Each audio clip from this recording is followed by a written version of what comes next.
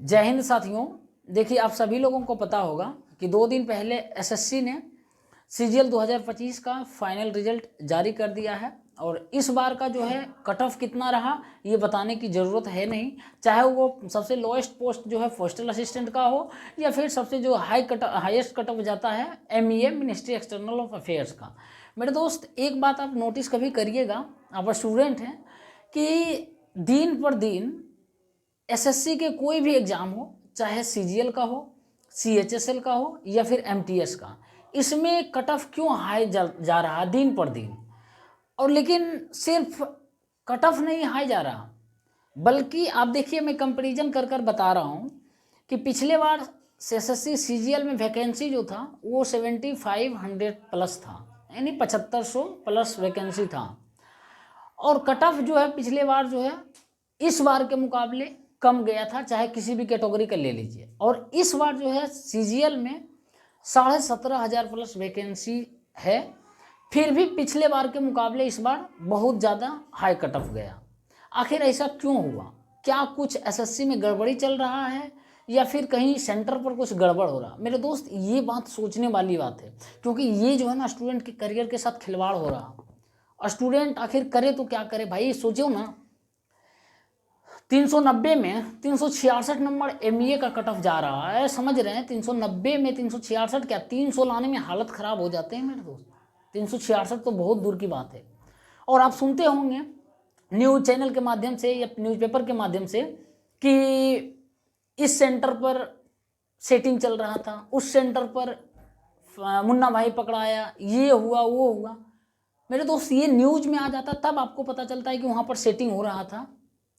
और जो सोचो जरा, जो न्यूज़ में नहीं आता होगा वो तो धड़ल्लों से चल रहा होगा ना, चाहे एमटीएस में हो, सीएचएसएल में हो, सीजीएल में। मेरे दोस्त, कहीं ऐसा तो ना हो कि कोई ऊपर में ही बड़ा खेल चल रहा हो।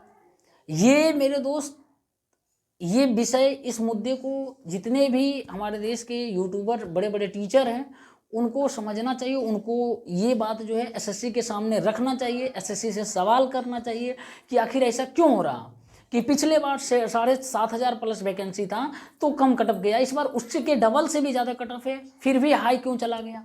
अब कुछ लोग ये भी रीज़न देंगे, भैया कुछ सिलेक्टेड कैंडिडेट भी सीजीएल का इसी सीजीएल में फिर से बैठ गए हैं, या तो होम स्टेट लेने के लिए बैठे होंगे या फिर बढ़िया पोस्ट उनके मन मुताबिक नहीं मिला होगा, उसके लिए बैठे होंगे। कोई बात नहीं मेरे भाई, उसको अधिकार है बैठने का, बिल्कुल बैठ सकता है, कोई भी बैठ सकता है। लेकिन फिर भी पिछले बार भी बैठा होगा सिलेक्टेड कैंडिडेट, ऐसा नहीं कि इसी बार पार्टिकुलर 2025 में ही बैठा होगा, 2024 में भी बैठा होगा, लेकिन फिर भी इस बार कट ऑफ क्यों हाई जा गया? चलो, ये सोचने वाली बात है। और सोचो मेरे दोस्त, करप्शन जहाँ भी हो रहा है ना, पकड़ा जा रहा है, मीडिया में आ जा रहा, तभी हम लोग को लगता है यहाँ पर चीटिंग हो रहा था, यहाँ फ्रॉडगिरी हो रहा था, यहाँ पैसे लेकर बेच दिया जा रहा था, पेपर सेटिंग कर दिया जा रहा। और सोचो जरा नहीं पता चले तो क्या होगा, कहाँ से कहाँ। मेरे दोस्त, कैमरे के पीछे पता नहीं क्या से क्या हो रहा। जो स्टूडेंट है ना, मेहनत करने वाले बेचारे जेन्युइन स्टूडेंट, गरीब घर के, मिडिल क्लास फैमिली के, वो बस मेहनत पर भरोसा कर रहे हैं, उनके पास पैसा देने के है नहीं, बस सोच रहे हैं मेहनत के दम पर वैकेंसी भरेंगे, फॉर्म आएगा, वैकेंसी भरेंगे, उसके बाद सिलेक्शन लेंगे। लेकिन ऐसा हो नहीं रहा, उनके सपने पर पानी फिर जा रहे हैं।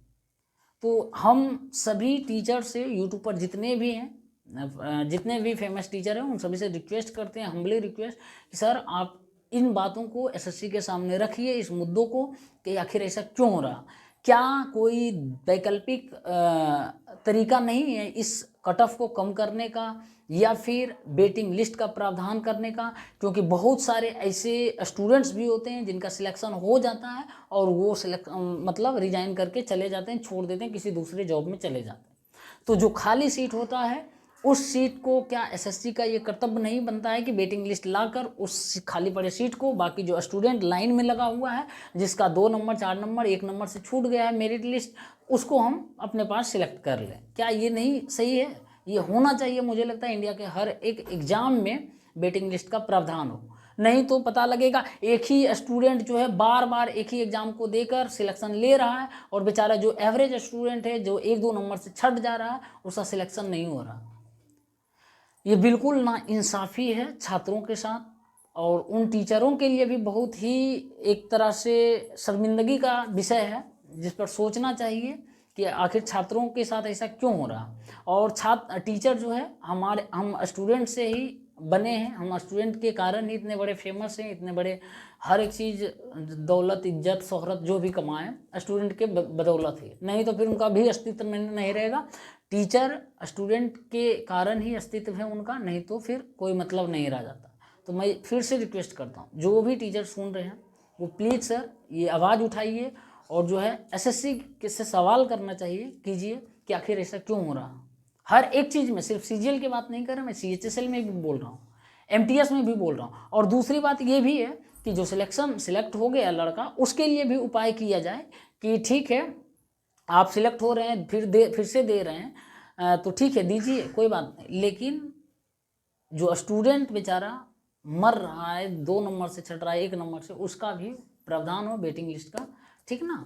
चलिए, बाकी कोई भी सवाल है आप लोगों की तो ज़रूर बोलिए कमेंट बॉक्स में, आपके लिए कमेंट बॉक्स खुला है। और जितना हो सके मेरे दोस्त, मैं स्टूडेंट के लिए बिल्कुल काम करूँगा, स्टूडेंट के प्रति, क्योंकि मैं अभी खुद एक स्टूडेंट हूँ और स्टूडेंट का दर्द क्या होता है मैं समझता हूँ भली भांति, और किस तरीके से मेहनत कर इस उम्मीद में एग्ज़ाम देता है कि सिलेक्शन हो, लेकिन पता चलता है 200 में कट ऑफ 160 प्लस 166 चला जाता है, तो दिल के मेरे भाई 2 टुकड़े नहीं 2000 टुकड़े हो जाते हैं।